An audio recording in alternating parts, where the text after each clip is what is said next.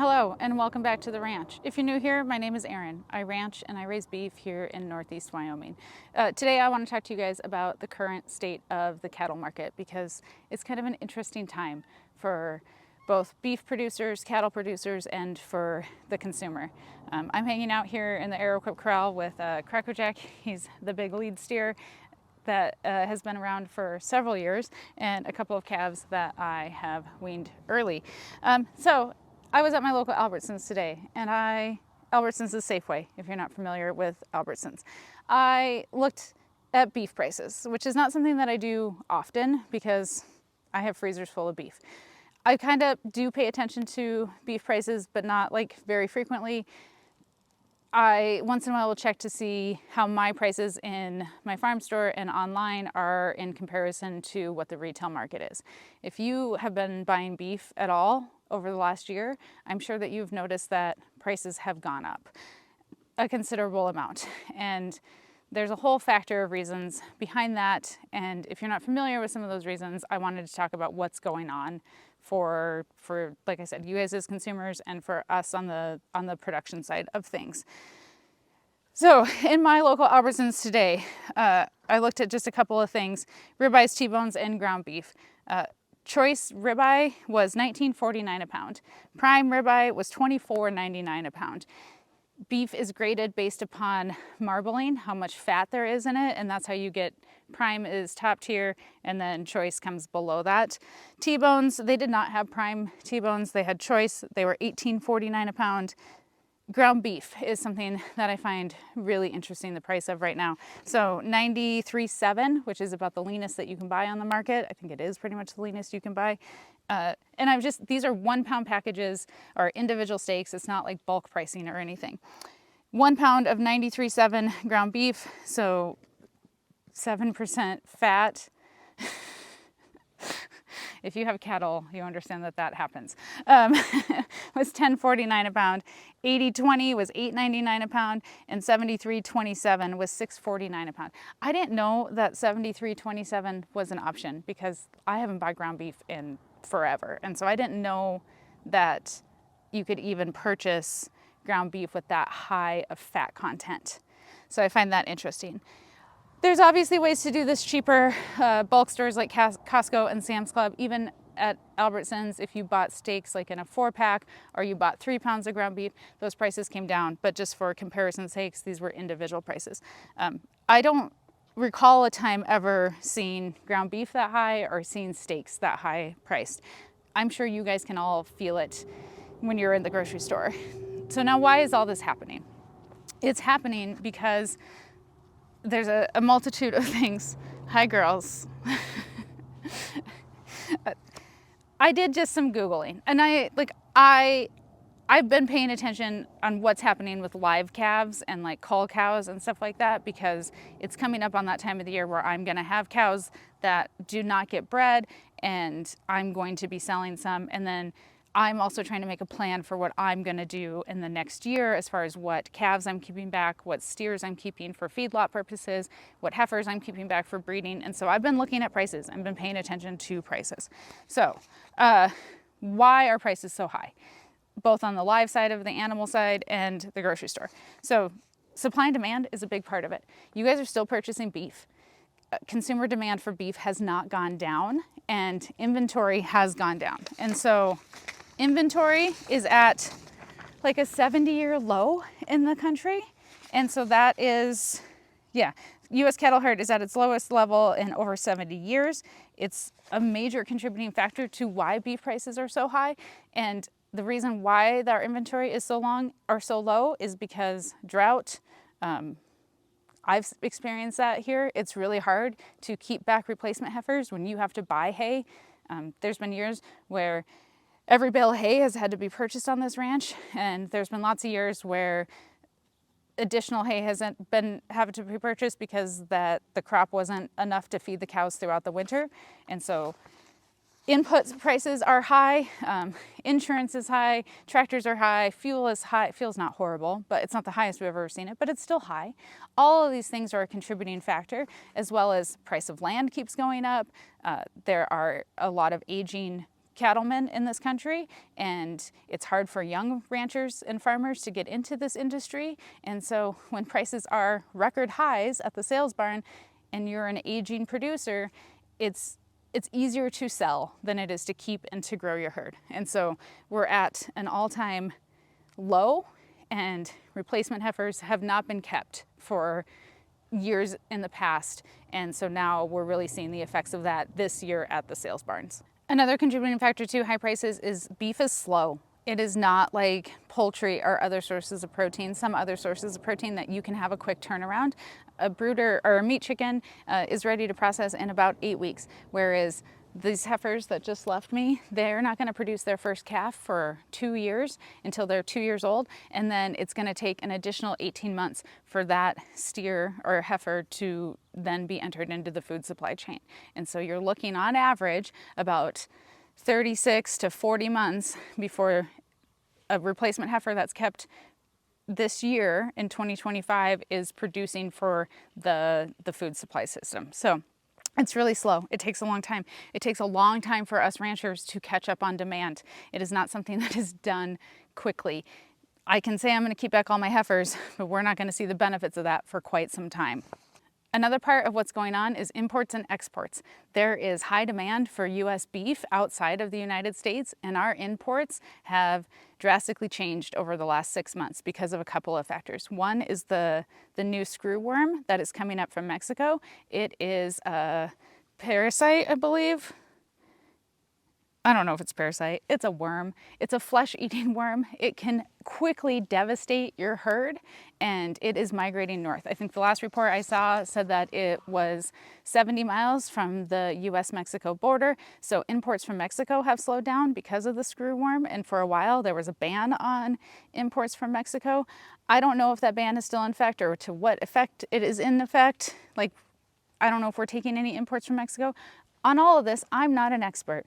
I'm just a beef producer, and I use some Google, okay?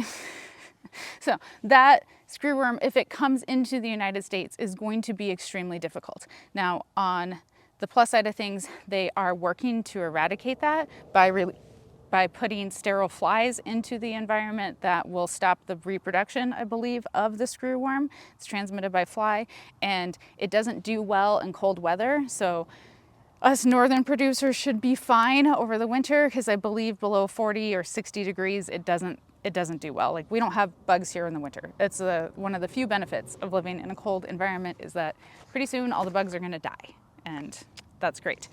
So that's also contributed. We're not taking as many imports from Mexico, and then there are now high tariffs on beef imported from Brazil. That is typically trim that comes into the United States that is made into ground beef mixed with domestic beef, and commonly seen in the grocery store, and probably a lot of your fast food chains and stuff see a lot of that imported beef. Again, not an expert. I can't say for certainty where all that beef is going. That is just what I have read in the past. Okay, so we've got less imports, we're still exporting, we've got low inventory, we've got a delayed, we should have been keeping back heifers 2-3 years ago, but we didn't. I mean, maybe we saw this coming, I don't know. Kind of, but I don't think any of us thought we were going to see the prices that we are currently seeing. Okay, so now on my side of things as a beef producer, let's talk about live prices and what prices are what we're seeing this fall for prices. So I printed out a Facebook post.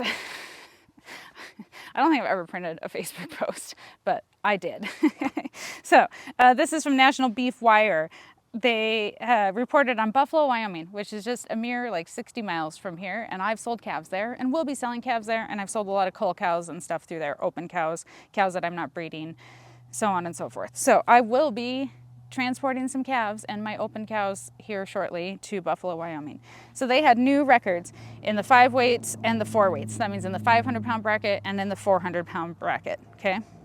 And so the top 2 5 weight steers sales in the country so far on Wednesday, October 8th, yesterday. So when this was posted, they were the highest in the country. 91 head of calves at 524 pounds brought $506 per hundredweight. If you ever look at a calf auction or just a livestock auction in general, you'll see the hundredweight. So $506 per hundredweight, that's $5.06 per pound for that animal, and 28 head at 520 pounds, bringing $492.50. Those prices mean that the steers, or it said head, it doesn't say steers or heifers, that the 91 head that were sold averaging 524 pounds, they brought on average per animal $2,651. The 28 head that were sold at 520 pounds, they brought on average $2,558 per animal. The first time I ever sold a calf was in 2009, and it brought about $1 a pound, okay? Maybe a little less even. So we have not seen prices this high ever. I have never personally seen prices this high since I've owned cattle, and the highest that we saw was back in 2015, so 10 years ago, and they averaged about 1,500 pounds. The 500 pound, nope, wrong. The 4-weight sales, so the 400 pound ones that they sold, 28 head at 428 pounds, they sold for $560 per hundredweight. So that brings $2,396 per animal for 428 pound animals. And then they sold 10 head at 444 pounds, and they brought $527 per hundredweight, making those animals worth $2,339 per animal. That's also the very interesting thing that is happening is light calves are selling for very nice prices for what they weigh. It used to be really hard to, you could take anything to an auction and you can sell it, right? But you used to not get great prices for things that were for animals that were in those 400 pound or that 300 pound weights. And now you're getting really good prices for those animals. So the heifers that were behind me, the Hereford, my mom is keeping. That's her calf, she's keeping it. The little black one, number 44, she was out of an older cow. She's light. I can tell just by looking at her. I haven't weighed her. She's light because she was out of an older mom. She is not going to be a top performer, and so she's probably most likely on my list to sell. And this year I will be taking and picking just only the best from my heifers to keep back, to put back into production. So these little guys, and same thing with the steers, they're bringing really good dollar amounts. And so why would I keep them at this point? Why would I keep them, have to put grain into them, lots of cake, lots of mineral, lots of supplements to get them to breeding weight next spring when I can take them to the sales barn and get over $2,000 for them, potentially. It's always a risk. These prices are this week, yesterday, who knows what they'll be next week.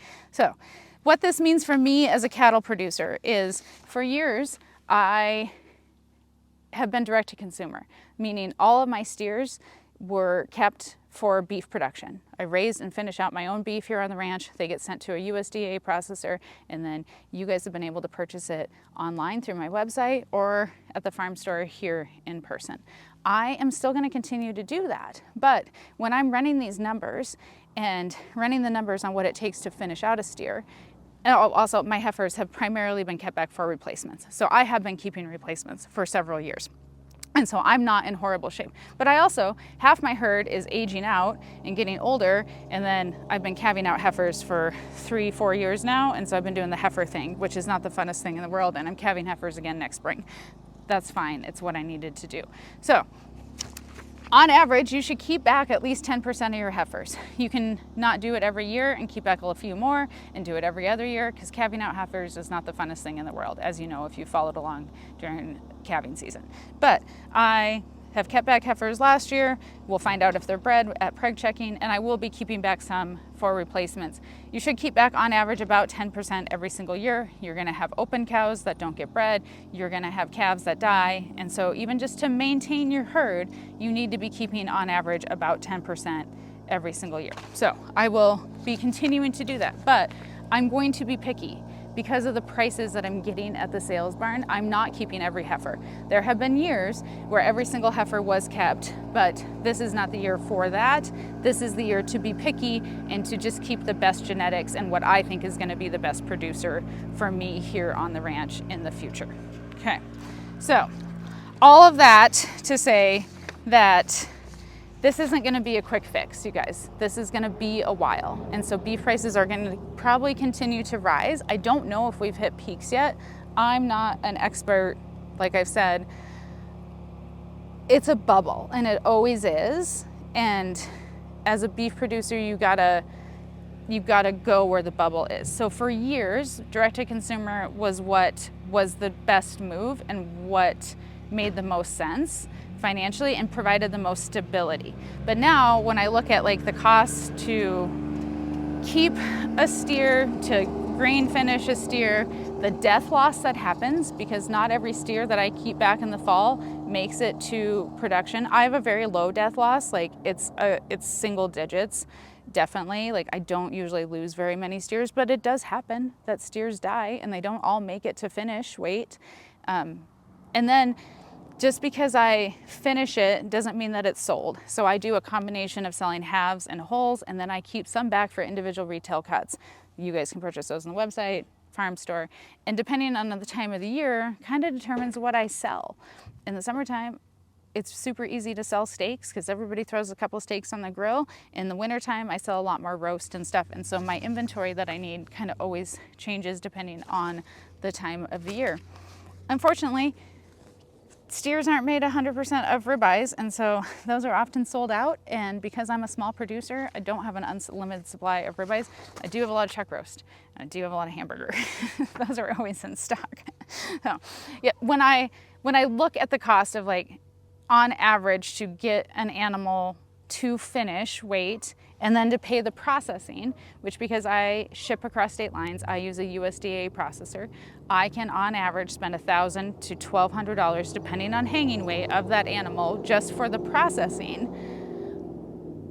I can sell an animal for potentially $2,500, not have to pay that processing fee, and then I also don't have to feed it hay, feed it grain, give it shelter, provide water for it every day, run a tank heater in the winter, do the labor every single day of graining it out, transport it, pay the brand inspection.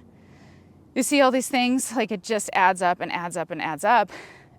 $2,500 potentially today, on average, my finished beef are selling for about $4,000 to $5,000 depending on hanging weight, but that includes the processing fees. And so $3,000 to $4,000 without the processing. So do you understand to some extent the conundrum that I'm in as a beef producer? My hope is that I will never stop selling direct to consumer, because when sale barn prices were awful, that's what kept this ranch afloat and kept the bills paid. Right now though, things are different. And so you have to be aware of the market. And so yes, this year, some of my steers, some of my heifers, they will be going to the sales barn here shortly. And I will still be in the beef business, but I'm also going to sell calves. I'm also going to be super picky about what cows I keep back. If anybody has a limp or is looking thin, has a lump jaw, any of that stuff, they're probably going to get sold. They'll probably work great for if they're bred, somebody may pick them up. They're great short-term cows, but I do have some of those, a handful of them on the list of animals that will get sold. So I hope that provides some insight into what's going on in the cattle industry. I probably didn't cover all of it. I'm sure you guys maybe have some questions. So please, in the comment section, give me your questions. Let me know what else you want to know about the cattle industry from a beef producer, from a cattle producer. I can answer comments, or maybe I'll make another video about it. But I appreciate you guys that you have continued to buy beef, and that U.S. consumer beef demand for beef is still high. I think I raise some of the best beef around. My customers can attest to that also. I'm gonna keep doing it, but you gotta make hay while the sun is shining, and right now it's really hard to turn down these auction prices and you gotta just make the most of the market wherever that goes. I'm grateful that I can be flexible and I can do what I need to do, whether I put animals into the feedlot or I do replacement heifers. Maybe someday I'll sell replacement heifers. I'm small, I can be nimble, I can do what I need to do based upon the market. And this year, we're gonna be a little bit hybrid. Some beef production, some sales barn, auction calves and cows. So anyhow, thank you guys so much for being here. Please let me know what questions you have about the cattle industry. I think this is a great discussion for us to have, and I think it's really important for consumers to be aware of what's going on in the cattle industry. Thank you for being here. Have a great day.